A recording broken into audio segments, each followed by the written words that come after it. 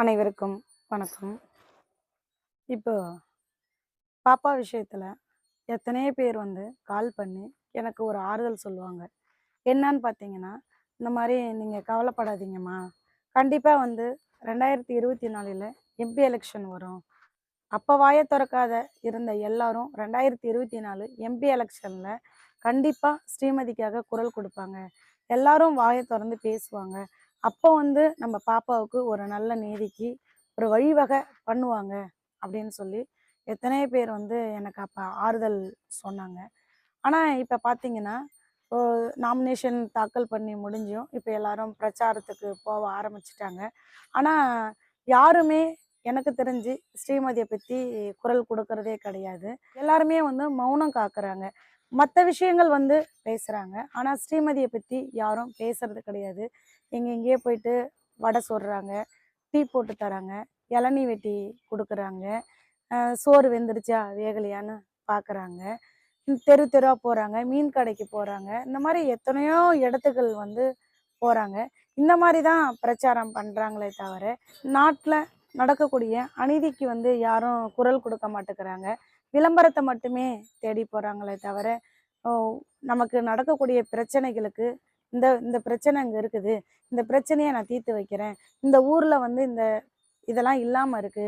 இதெல்லாம் வந்து நாங்க செஞ்சு தரோம். அப்படின்னு யாருமே பிரச்சாரம் பண்ணவே மாட்டேங்கிறாங்க. அந்த மாரி இப்ப கள்ளக்குறிச்சி தொகுதியா இருக்கட்டும், இல்ல கடலூர் தொகுதியிலேயே கூட, இல்ல மத்த இருக்கக்கூடிய எல்லா இடத்துலயுமே கூட, ஸ்ரீமதிய பத்தி யாரும் வாய தொறந்து பேச மாட்டேங்கிறாங்க. ஏன்? எதனால இல்ல? அப்ப அங்க இருக்கக்கூடிய பெரிய கருப்பாடு யாரா இருந்துகிட்டு இருக்கிறாங்க? அப்படின்னு தெரியல. அந்த கருப்பாட்டுக்கு இங்க இருக்கக்கூடிய எல்லாரும் பயப்படுறாங்களா? யார காப்பாத்த பார்க்குறாங்க? ஒரு பொண்ணோட உயிரை விட அந்த கொலைகாரன் தான் முக்கியமா படுறான். இந்த நாட்டுக்கு அவன் ரொம்ப அவசியமா தேவைப்படுதாட்டுக்கு. அதனாலலாம் அவன வந்து காப்பாத்திக்கிட்டு இருக்கிறாங்க. அந்த மாரி பார்த்தீங்கன்னா, இதுவரைக்கும் தேர்தல் பிரச்சாரத்துல யாருமே போயிட்டு ஒரு ஸ்கூல்ல எப்படி நடக்குது? என்ன நடக்குது? இப்பலாம் வந்து எங்க பார்த்தாலும் பள்ளிகள்ல வந்து எத்தனையோ பள்ளிக்கூடங்கள்ல வாத்தியாரால பெண் பிள்ளைங்களுக்கு நெறைய பாதுகாப்பு இல்லாம இருக்கு. எத்தன செய்திகள பார்க்குறோம். யாருமே இந்த பிரச்சாரத்துல போயிட்டு ஸ்கூல்களுக்கு போயிட்டு இந்த மாரி பள்ளிகள்ல நடக்கக்கூடிய எந்த ஒரு பிரச்சனைக்கும் நாங்க முன்னெடுத்து நடவடிக்கை எடுப்போம். அவங்களுக்கு தக்க தண்டனை குடுப்போம். இந்த மாரி பிரச்சனைகள் வராம நெறைய பாதுகாப்பு இருக்கும். அப்படின்லாம் வந்து வாக்குறுதி தரமாட்டேங்கிறாங்க. யார் வூட்டு பெண் பிள்ளைகளோ எப்படியோ போனா போறாங்க. நமக்கு என்ன அப்படின்னு சொல்லி பிரச்சாரம் பண்ணிக்கிட்டு இருக்காங்க. பார்த்தீங்கன்னா, ஸ்ரீமதி விஷயத்துல முதலமைச்சர் அவர்கள் வந்து வாயவே தொறக்காம இருக்காரு. ஆனா, எதிர்க்கட்சி தலைவர் வந்து எதிர்த்து கேள்வி கேட்கலாம். எதிர்க்கட்சி தலைவரும் பார்த்தீங்கன்னா, ஸ்ரீமதிய பத்தி குரல் குடுத்ததே கிடையாது. ஏன் குரல் குடுக்காம இருக்கிறாரு? ஒரு ஆளுங்கட்சி வந்து தப்பு பண்ணுது அப்படின்னா, அத எதிர்த்து கேள்வி கேட்கக்கூடிய அதிகாரம் வந்து எதிர்க்கட்சிக்கு உண்டு. ஆனா, எதிர்க்கட்சி தலைவர் இதுவரைக்கும் ஸ்ரீமதிக்கு எந்த ஒரு இடத்துலயுமே குரல் குடுக்க மாட்டேங்கிறாரு. ஆனா பார்த்தீங்கன்னா, 13ஆம் தேதி இந்த சம்பவம் நடக்கக்குள்ள அவரு இந்த பகுதியில தான் இருக்கிறாரு அப்படின்னு மக்கள் எல்லாருமே பேசப்பட்ட ஒரு உண்மை. இங்க தான் இருந்தாரு, இங்க தான் இருந்தாரு அப்படிங்கிறாங்க. 13ஆம் தேதி கள்ளக்குறிச்சி பகுதியில தான் இருந்தாரு அப்படின்னு சொல்றாங்க. இப்படி ஒரு சம்பவம் நடக்குது 13ஆம் தேதி. இவ்வளோ பெரிய கூட்டம் கூடுது. அப்ப கூட எதிர்க்கட்சி தலைவர் அங்க வந்து என்ன நடக்குது, ஏது நடக்குதுன்னு பார்க்க கிடையாது. குரலும் கொடுக்க கிடையாது. ஒருவேளை வந்து நம்மளுடைய ஜாதிக்காரன் அப்படின்னு அவன காப்பாத்தணும். ஜாதி ரீதியா பார்க்குறாரா என்னன்னு தெரியல. அதாவது கட்சி தலைவர்கள் வந்து பொதுமக்களால தான் வந்து தேர்ந்தெடுக்கப்படுறாங்க. பொதுமக்களுக்கு ஒரு பிரச்சனை அப்படின்னா வந்து அவங்க நிக்கணும். அந்த இடத்துல வந்து அவங்க ஜாதி, மதம் இதெல்லாம் வந்து வேறுபாடு இன்றி தான் செயல்படணும். நீதி அப்படிங்கிற இதுக்கு தான் செயல்படணும். தப்பு பண்ணுனவன் யாரு, தப்பு பண்ணாதவன் யாரு அப்படிங்கிறத பார்க்கணும். ஆனா இங்க நம்ம எதிர்க்கட்சி தலைவர் வந்து நம்ம ஜாதிக்காரன், அவன் எவ்வளோ பெரிய தப்பு பண்ணுனாலும் பரவால்ல, அவன காப்பாத்தணும். அவனுக்கு எதிர்ல வந்து நம்ம குரல் குடுக்கக்கூடாது அப்படின்ற ஒரு கொள்கை பிடியோட இருக்கிறாரா என்னன்னு தெரியல. இதுவரைக்கும் எங்கேயுமே வாய தொறந்து ஸ்ரீமதி விஷயத்துல பேசல.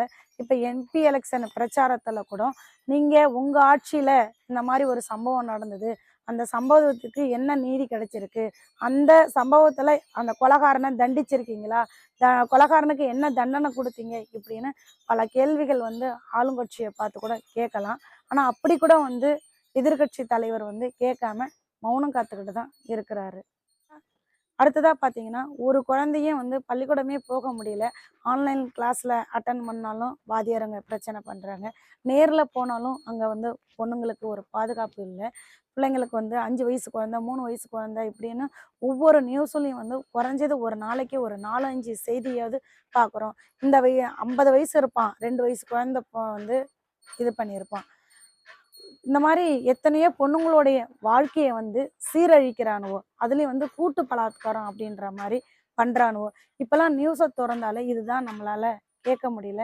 ஒவ்வொரு பெண் பிள்ளைகளையும் நெனச்சு நம்ப பெரிய வருத்தப்பட வேண்டிய விஷயமா இருந்துகிட்டு இருக்கு. இப்பலாம் வந்து நியூஸ்ல பார்க்கக்குள்ள எத்தனையோ பெண் பிள்ளைகளுக்கு பாதுகாப்பு இல்லாம, பெண் பிள்ளைகள் வந்து வாழ்க்கை வந்து சீரழிஞ்சு இருக்குது. இத தானா அந்த ஆளும் அரசு விரும்புது. இதெல்லாம் வந்து தடுக்கிறதுக்கு அவங்க ஒரு சட்ட நடவடிக்கை எடுக்க மாட்டாங்களா?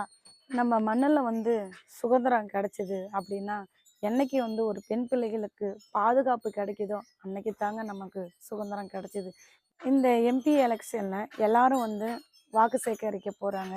ஒவ்வொரு வீட்லயும் போயிட்டு ஓட்டு கேட்குறாங்க. கண்டிப்பா எல்லாருமே வந்து யாராவது ஒருத்தவங்களையாவது கேள்வி கேட்பாங்க. எல்லார் வீட்லயும் வந்து ஸ்ரீமதி அவங்கவங்க வீட்லயும் தன்னுடைய குடும்ப உறுப்பினரா தான் நெனச்சுக்கிட்டு இருக்கிறாங்க. என் ஸ்ரீமதிய வந்து எல்லாரும் வந்து தன் வீட்டு பிள்ளைகளா தான் பார்க்குறாங்க. தான் குடும்பத்துல ஒருத்தங்களா தான் பார்க்குறாங்க. எனக்கு இருக்கிற வலி வந்து எல்லாரோட மனசுலயும் இருக்கு. கண்டிப்பா நீங்க போகக்குள்ள எல்லாரும் கேள்வி கேட்பாங்க. மக்களுக்கும் இந்த மண்ணுல என்ன அநீதி நடக்குது அப்படிங்கிறது தெரிஞ்சுக்கிட்டு தான் இருக்கிறாங்க. எல்லாரும் தயவு செஞ்சு ஸ்ரீமதி நீதிக்காக உங்களால முடிஞ்ச ஒரு சில கேள்விகளையாவது கேளுங்க. இந்த எம்பி எலெக்ஷன் தான் நம்ம ஸ்ரீமதிக்கு நீதிக்கு ஒரு வழிவகை பண்றதுக்கு ஒரு ஆயுதமா இருந்துகிட்டு இருக்கு.